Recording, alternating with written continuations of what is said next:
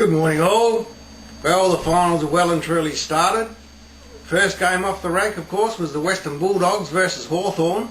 Now I admit it, I have not been a big supporter of Hawthorn all the way through the season. But it's not that I don't respect the team or the club. It's simply I remember those years of the 70s and the 80s when Hawthorn demolished everybody that came up against them. And it's simply fear. Because they were just taking care of business when they towered up with the Bulldogs on the weekend. The Western Bulldogs' form into the finals hasn't been all that great. Hawthorn have just been rolling along, doing whatever they want, and they don't even miss a beat. And I guess it really showed with the rest of the results on the weekend that Geelong and Hawthorn most likely will play off in the grand final, but the fat lady hasn't started singing yet. You never know what could happen. Hawthorn just looked absolutely, totally impressive in that victory. And the Bulldogs, the thing that I like about them is that the way they wear teams down. But it had absolutely no effect at all upon Hawthorn. They didn't even get a chance to put pressure upon them. Ackermanis played quite well with his 3 goals, but that's only one man. Hawthorn's a team. Yeah, Buddy got 8 goals, but he's part of a team that kicked 8 goals. The rest of the team kicked another 10. And you can't discount that. It's a team with multiple goal-scoring options and a great figurehead up front. Still, we'll see what happens after their week off, who they come up against after the preliminary finals start. But until then, let's go on to the rest of the round. Adelaide and Collingwood. I had absolutely no doubt about this game. Collingwood were going to win from go to woe. And I meant that before the game was played. Adelaide just don't seem to have it in the finals, but I'm not saying they're chokers. It was more about the fact they're up against Collingwood and Mick Malthouse. Out-coached and outplayed on the field.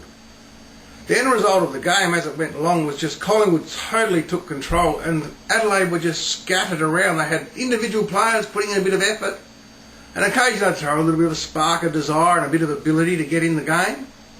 But Collingwood just totally shut them down. They had a definite plan and they definitely had a style of play which cut the Crows to pieces. The Crows had no real forward options either.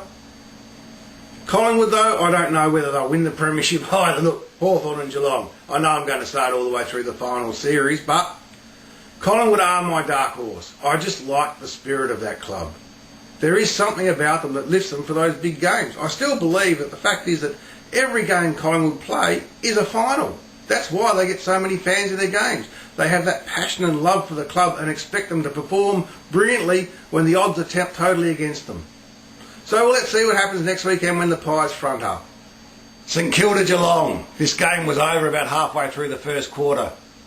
Geelong totally dominant. St Kilda struggling, scrappy, couldn't get into the game, muscled off the ball. Too much depth across the field by Geelong. St Kilda, Robert Harvey's playing his last game of series of finals matches and will retire at the end of this season. Wish him all the best, but patron saint of losers, St Kilda. Nothing against the club, it's just simply they weren't good enough on the day against a champion team. Still, we'll see what happens. Next game they've got, who knows, they might manage to pull it off and get another crack. This time they'll be playing against Hawthorn if they win the next game. Let's see what happens. Sydney Swans versus Nth Melbourne. I actually had no idea who was going to win this game. Both clubs have been a bit inconsistent throughout the season. Roosie, he's taken the Swans through successful final series before. Nth Melbourne, a little bit unknown, but a little bit unpredictable. I like that about their club, but they were overshadowed in the end, purely and simply. Swans, more focus, better attack on the ball, more scoring options, which is what wins games of football.